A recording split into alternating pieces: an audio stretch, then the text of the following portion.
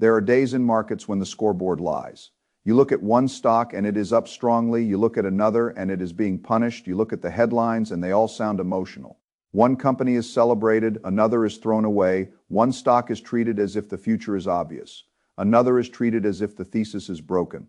But the deeper investor has to do something different. He has to separate price action from business reality. That is what I want to do here. There are times when a stock falling after earnings means the business really has a problem. There are other times when the stock is simply digesting expectations, short-term positioning, or a market that did not like. One line item even while the long-term machine is getting stronger. The difference matters because the biggest money is often made when the market reacts to one quarter and the long-term compounding machine is still intact. Right now, we are in one of those moments. It is a busy moment for investors because several major companies reported results at the same time. Some of them showed great strength, some showed real warning signs, some showed why AI capital spending is becoming both the opportunity and the risk of this cycle. And one company, in my view, showed the kind of long-term potential that the market may be badly underestimating after a sharp post. Earnings decline, that company is SoFi. But before I get there, we need to understand the broader setup because SoFi is not being evaluated in a vacuum. It is being evaluated in a market where capital is rotating through AI, cloud infrastructure, chips, financial technology, and long-term growth stories. If you do not understand where the money is flowing, you will misunderstand why some stocks deserve higher conviction and others deserve caution. Start with AMD. AMD has been showing strength again. The stock has been moving higher. That is not random. AMD is sitting in the middle of one of the most important capital expenditure cycles in the market. The biggest technology companies are spending enormous sums on AI infrastructure, cloud capacity, memory, chips, accelerators, and compute. When the largest companies in the world increase capital spending, the money does not disappear. It goes somewhere, it goes to NVIDIA. It goes to AMD, it goes to Micron, it goes to companies that provide the chips, memory, and infrastructure required for this AI build-out. This is one of the most important principles in investing. When one group spends, another group receives. Most investors look at the company doing the spending and ask whether the spending is good or bad for that company.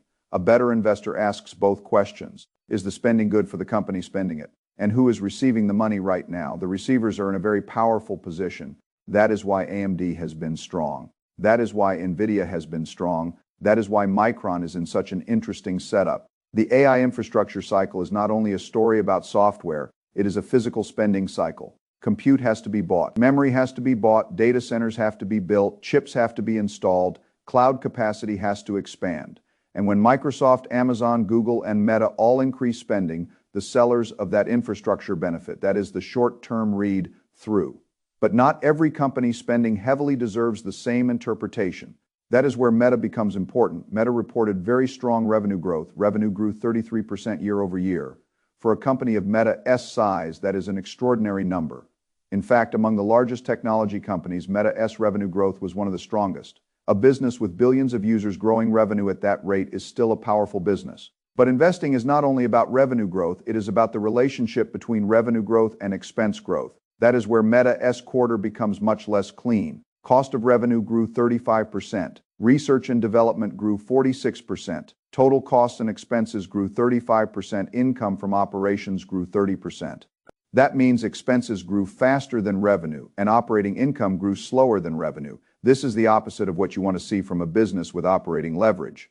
In a healthy scaling business, revenue growth should flow through to operating income at an even faster rate. If revenue grows 33%, you would prefer to see operating income grow 35, 40, or 50%. That means the business is gaining leverage. It means the fixed cost base is being spread across more revenue. It means the machine is becoming more profitable. As it gets larger, Meta did not show that. Meta showed strong revenue growth, but expenses are beginning to absorb the benefit. The headline earnings looked better than the underlying income statement because of a tax benefit. Net income and earnings per share looked very strong. But a major one, time tax benefit, helped the numbers. That is why I would not treat the reported net income growth as the true core signal. The core signal is that Meta's spending is getting out of hand. This is not a small issue. It is not just one quarter. It is not only an accounting line. Meta's AI capital expenditure plan is becoming enormous. The company raised its capital spending outlook again into a range of roughly $125 to $145 billion for the year. That is an extraordinary number, and the problem is not that Meta is spending on AI. A company like Meta must spend on AI. The problem is that investors do not have a clear enough line of sight into why spending has to rise this much, this quickly, and whether the incremental revenue and profit justify it. That is the key difference between necessary investment and undisciplined spending. Every large technology company must invest for the AI future. But not every dollar of AI spend creates the same clarity with Meta. The question is, why this much is the company spending this aggressively? Because it must just to protect existing revenue. Is it spending because new AI products will generate enormous incremental revenue? Is it spending because management is afraid of missing the AI platform shift? Is it spending because Zuckerberg is willing to accept years of margin pressure for a future that Wall Street cannot yet see? The market does not have the answer. And when the market does not have the answer, the stock can be punished. There is another warning sign. Daily active people were 3.56 billion, up 4% from the prior year but down from the most recent quarter. Wall Street expected 3.62 billion. Meta gave explanations tied to Iran and restrictions on WhatsApp access in Russia, and those may be legitimate, but the direction still matters. For a company at Meta's scale, user growth is already hard. You do not want to see daily active people moving down sequentially. Stagnation is acceptable at this size. Slight growth is better. A decline is not what you want to see, even if the explanation is temporary. So Meta's situation is this. The core business is still huge. Revenue growth is strong. The company remains one of the most important advertising and social platforms in the world. Zuckerberg has a history of being doubted and then coming through. But the spending is now so aggressive that the stock may need to experience pain before the company becomes more disciplined. That has happened before. In 2022, Meta's stock fell dramatically. Spending was questioned. Reality Labs and metaverse investments were criticized. Eventually, Zuckerberg shifted into a year of efficiency, cut costs, improved profitability, and the stock recovered enormously. That history matters because it shows two things. First, Zuckerberg can go too far. Second, Zuckerberg can correct course when the stock and market pressure becomes severe enough. That is why Meta can still work long-term while being messy in the short.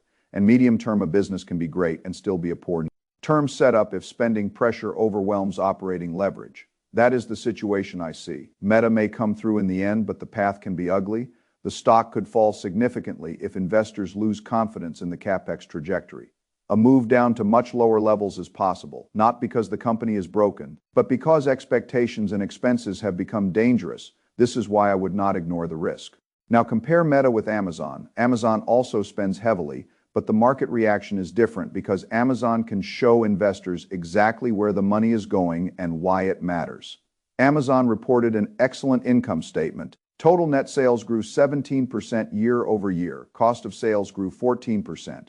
Fulfillment grew 11%. Sales and marketing grew only 6%.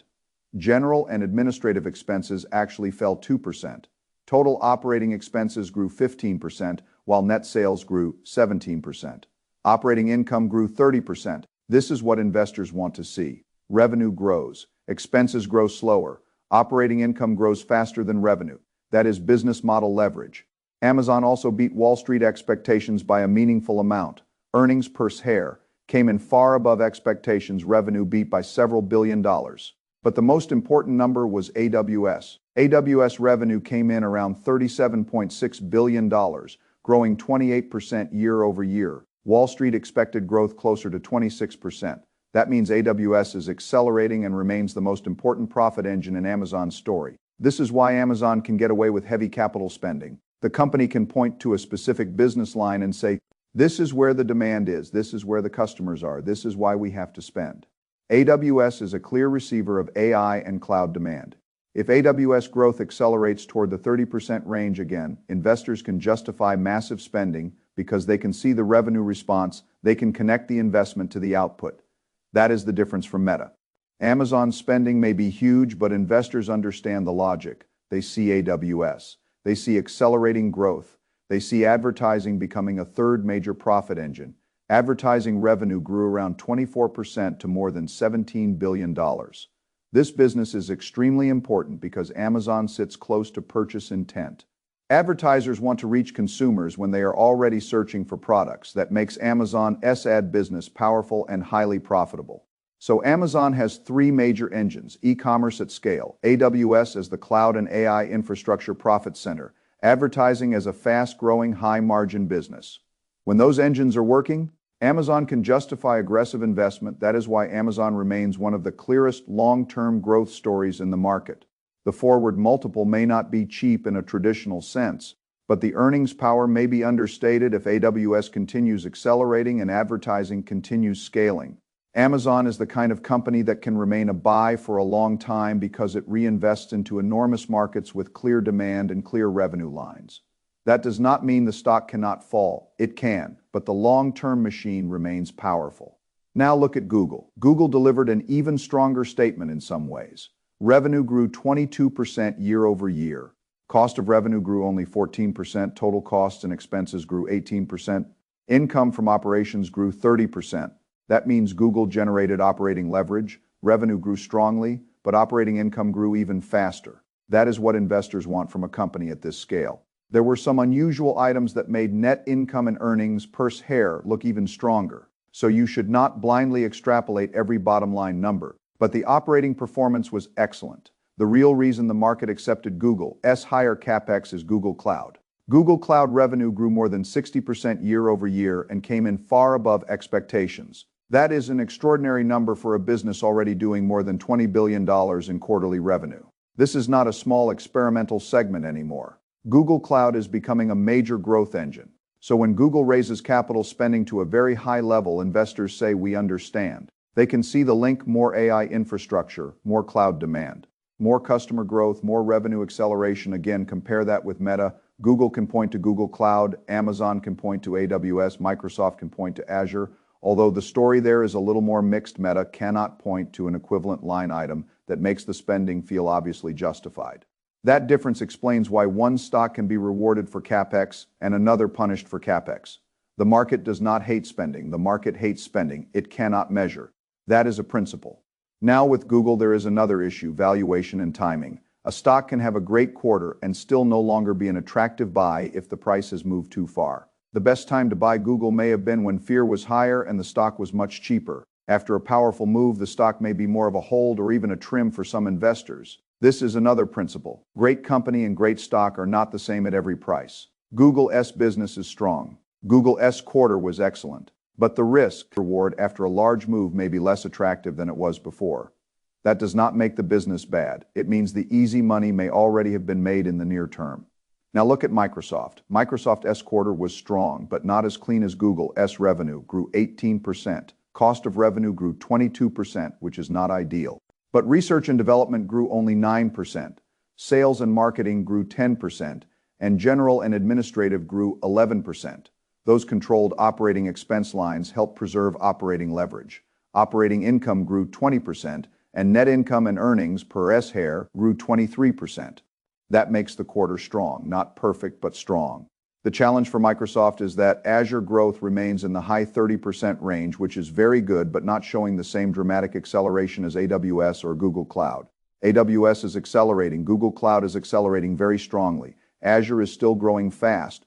But investors are not seeing the same kind of upside surprise. This matters because Microsoft is also spending heavily. If the company is increasing capex because of AI, memory, cloud, and infrastructure demands, investors want to see Azure acceleration. If growth stays solid but not accelerating, the market may become more cautious. Microsoft is still a great company, but the near-term stock upside may be more limited than the upside in the chip suppliers that are receiving the capex dollars. This is the important read through Meta, Amazon, Google, and Microsoft are all spending aggressively on AI and infrastructure. Some are justifying the spend better than others. But regardless of whether the spender's stock goes up or down, the money flows to the suppliers. NVIDIA, AMD, Micron, if these companies keep raising capex, the chip companies keep getting paid. That is why the chip side may remain more attractive over the next 12 to 18 months than some of the mega-cap platform companies themselves. The spenders may face margin pressure, the suppliers may see revenue growth, demand strength, pricing power, and backlog. When every major technology company is saying, we must spend more, the investor should ask who sells them the products they must buy. That is why AMD is so important in this environment. AMD may be the next major beneficiary as AI infrastructure spending broadens beyond NVIDIA, and as demand continues to exceed expectations.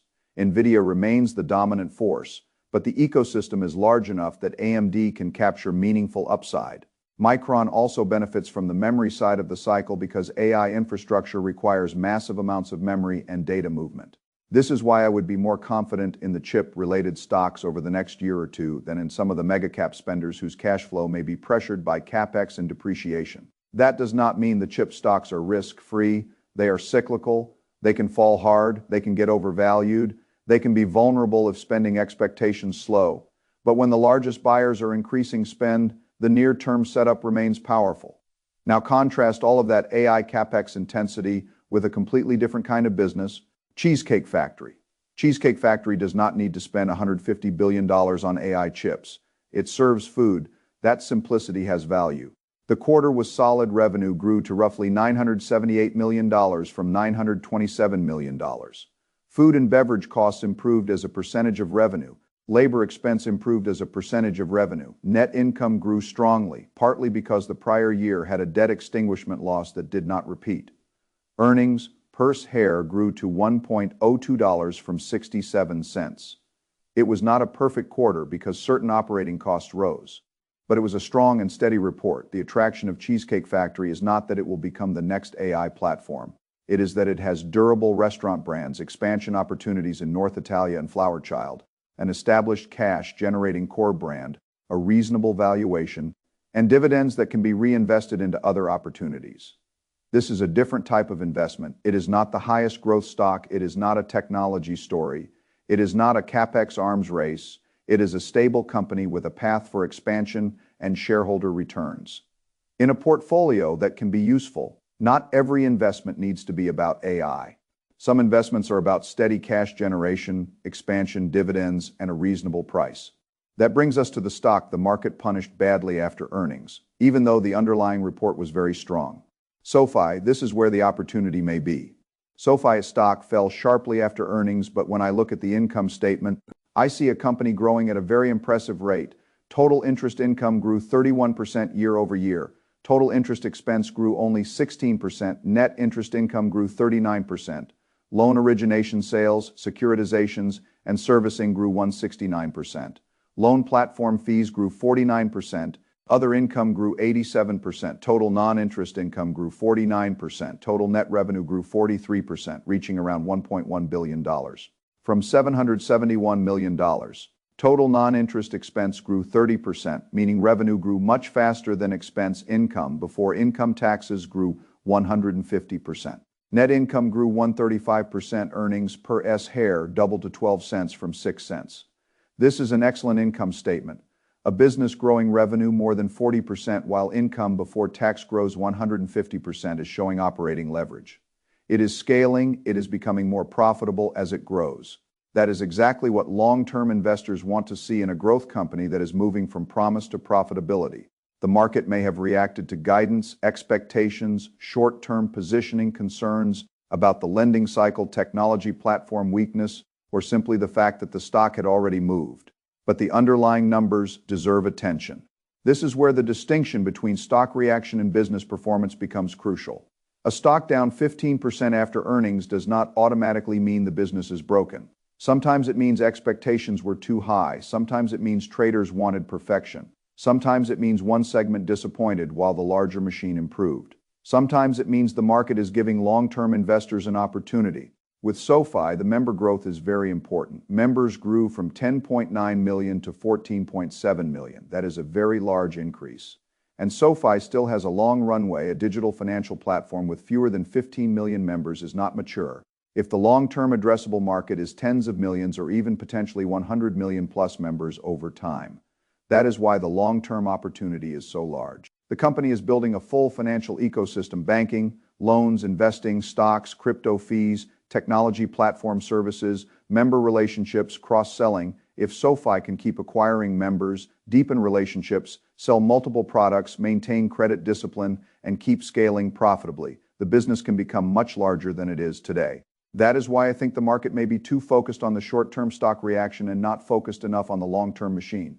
Now, one of the most overlooked details is Galileo, the technology platform. Platform accounts had been declining for 2 consecutive quarters, falling from 160 million to 158 million, and then to 128 million. That decline was a real concern, but in this quarter, platform accounts reversed and grew to 133 million. That may not sound dramatic, but trend reversals matter. If a struggling segment stabilizes and begins to grow again, while the core business continues to scale, that can change the narrative. Galileo and the broader technology platform gives SoFi another dimension beyond consumer lending and banking. It can become both a direct-to-consumer financial company and a technology infrastructure provider. That is important because the best fintech companies are not only lenders, they are platforms. They monetize relationships, data payments, fees, accounts, and services across multiple products. This is where the next Palantir idea comes in. When people say a stock could be the next Palantir, they often mean a misunderstood company that takes years to develop, gets doubted by the market, then suddenly becomes obvious once the financials inflect. Palantir was criticized for years. Many people misunderstood the business. Then profitability, AI demand, government and commercial growth, and operating leverage changed the market's perception. The stock did not become a winner because everyone understood it from the beginning. It became a winner because the fundamentals eventually forced the market to reprice it. SoFi may have a similar kind of setup if management continues executing. It is not the same business as Palantir. The comparison is not about products. It is about market misunderstanding, long-term platform potential, operating leverage, and the possibility that a company dismissed by many investors eventually becomes too strong to ignore. SoFi is trying to become a force in consumer finance and fintech. If it succeeds, traditional banks will have to take it seriously. Wells Fargo, Bank of America, JP Morgan, and other financial institutions cannot ignore a platform that keeps growing members, improving profitability, expanding products, and attracting younger, digitally native consumers. That is the strategic threat. Traditional banks have trust, scale, deposits, and relationships. SoFi has digital experience, brand, product expansion, and potentially a much more modern consumer financial interface. If SoFi continues compounding members and products, it can take share. But this is not risk-free. Any company in banking related services carries risk. Credit risk matters, lending quality matters, funding costs matter, regulatory risk matters, liquidity matters, economic cycles matter. If a company in this space takes on too much risk, losses can appear quickly. In extreme cases, financial companies can fail. That is why position sizing matters even when the upside is large. You cannot treat a financial company like a riskless compounder. You must respect the downside. SoFi tries to keep the business model more asset-light by selling loans, earning fees, securitizing, servicing, and acting as a middleman in certain areas. That reduces some risk relative to holding everything directly, but it does not eliminate risk. A downturn, credit stress, funding pressure, or regulatory issue can still hurt the company.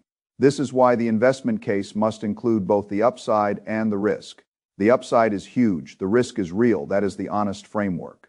Now, why could SoFi become a $50 stock within 5 years or a $100 stock long term?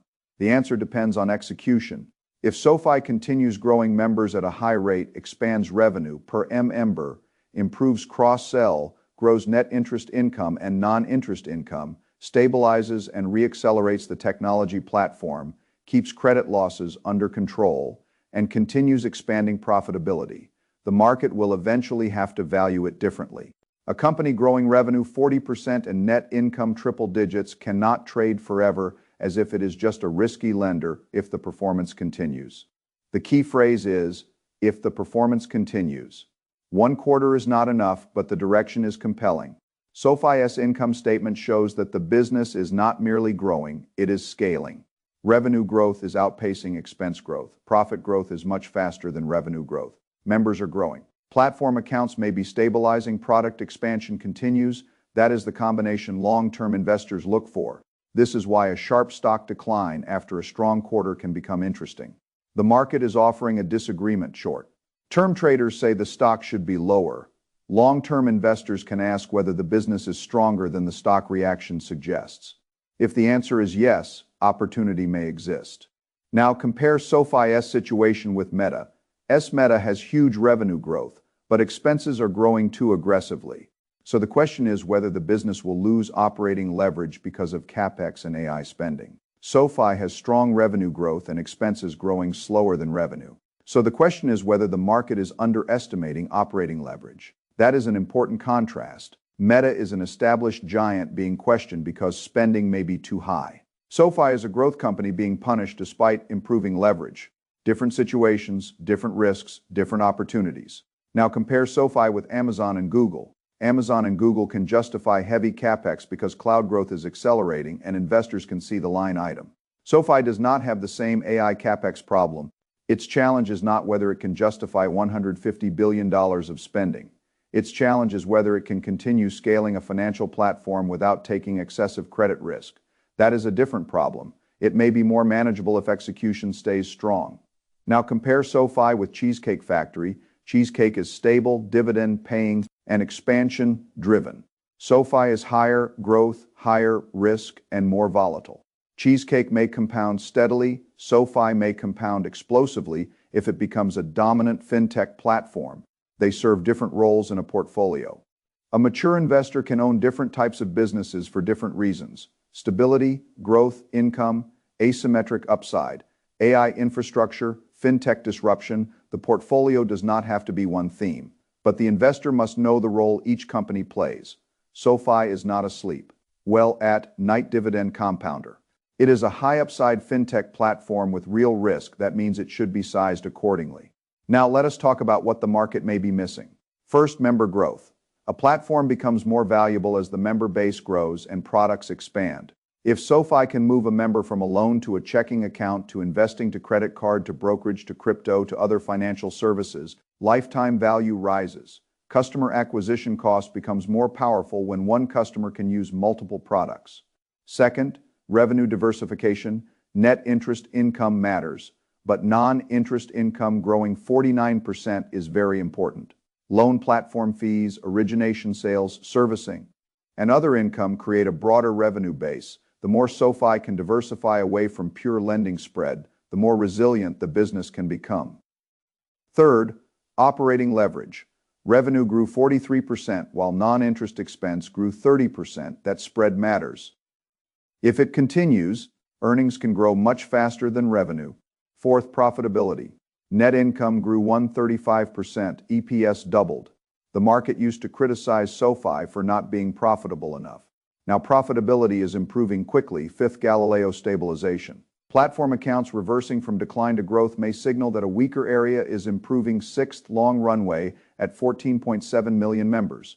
SoFi still has room to grow. If the company can reach tens of millions more members, the scale effects can be significant. These are the bull case pillars. Now what could go wrong? Credit can deteriorate. If borrowers weaken, losses can rise, funding costs can pressure net interest margins, the economy can slow, regulators can restrict certain products or practices, competition from banks, fintechs, brokerages, and crypto platforms can intensify. The technology platform can disappoint, member growth can slow, management can misallocate capital. The stock can remain volatile for years. These are not minor risks, they are real. But investing is not about finding risk-free upside. It is about finding situations where the potential reward justifies the risk and where the investor understands what would invalidate the thesis. For SoFi, the thesis would weaken if member growth slows materially. Credit quality deteriorates sharply, revenue growth decelerates without margin improvement. Galileo continues shrinking, or management takes balance sheet risk that investors did not expect. The thesis strengthens if member growth continues, non-interest income grows, net income scales, EPS improves, credit remains controlled, and technology platform accounts recover. That is how to monitor it, not by looking only at the daily stock move. Now, what is the lesson from all the earnings reports together? The market is becoming more selective. It is not enough to say AI and get rewarded. Meta said AI, but the market punished the spending because the return on that spending is not clear enough. Amazon said AI and cloud, and the market rewarded the spending because AWS growth accelerated.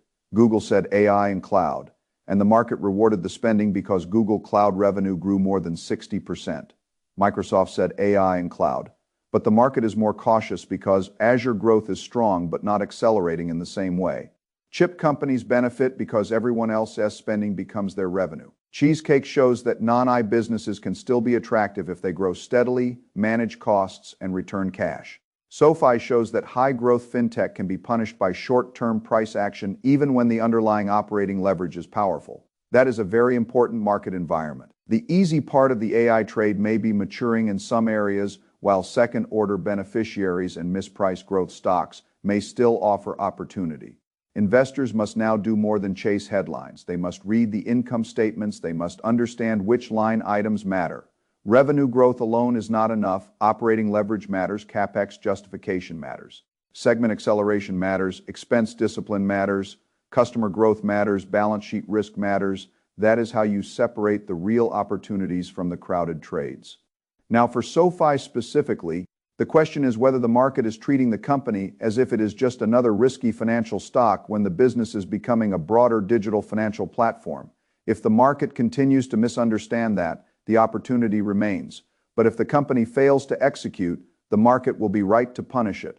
That is the tension. I would not call SoFi riskless. I would call it one of the more compelling high-growth opportunities if you are willing to accept volatility and monitor the fundamentals. A stock that can fall 15% after a strong quarter is not for weak hands. But a company growing members, revenue, and earnings at this pace should not be dismissed because of one day of price action. This is where long-term thinking matters. Most investors say they are long-term until the stock goes down. Then they become one-day traders. That is backward. If your thesis is based on 5-year member growth, product expansion, and operating leverage, then a one-day decline after earnings is only important if it changes those 5-year variables. Did the business model break? Did member growth collapse? Did credit deteriorate beyond control? Did management lose credibility? Did revenue growth disappear? If not, then the price decline may be noise or opportunity. The market is allowed to be emotional. You do not have to be. Now, the final point is portfolio construction. I would not own only SoFi. I would not own only Meta. I would not own only AMD. I would not own only Amazon. A portfolio should have multiple engines, some AI infrastructure exposure, some large platform businesses, some growth fintechs, some stable cash-generating companies, some diversified index exposure, some cash reserves. The exact mix depends on the investor, but the principle is the same. Do not let excitement make you concentrated beyond your risk tolerance. The best investors survive long enough for their best ideas to work. If SoFi becomes a $50 stock or a $100 stock over time, you do not need your entire portfolio in it to benefit. A meaningful position can matter. A reckless position can destroy emotional discipline. This is why sizing is part of the thesis. A great idea sized too large can become a bad experience. A risky idea sized properly can become a powerful contributor. Now, what would I watch going forward for Meta? I would watch CapEx guidance, daily active people, operating margins, and whether management gives a clearer explanation for the AI spend. For Amazon, I would watch AWS growth, advertising growth, operating income, and whether the CapEx continues to translate into cloud acceleration. For Google, I would watch Google Cloud growth, CapEx, core search stability, and whether the stock price has already priced in much of the near-term good news.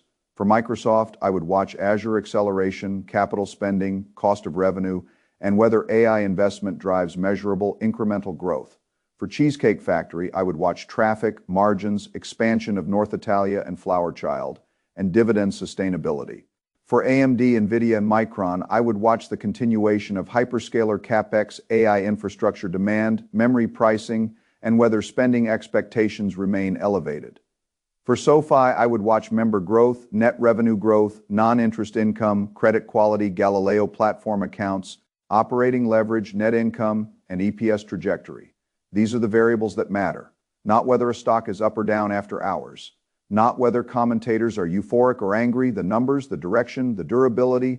The market may be emotional today, but over time, businesses are weighed by cash flow, growth, margins, and return on capital. That is why I keep coming back to the income statement. Price tells you what people feel today. The income statement tells you what the business is doing. You need both, but you should not confuse them. Now let us close with the core lesson. Big tech earnings are revealing the next phase of the market. AI spending is massive, but the market is no longer rewarding all spend equally.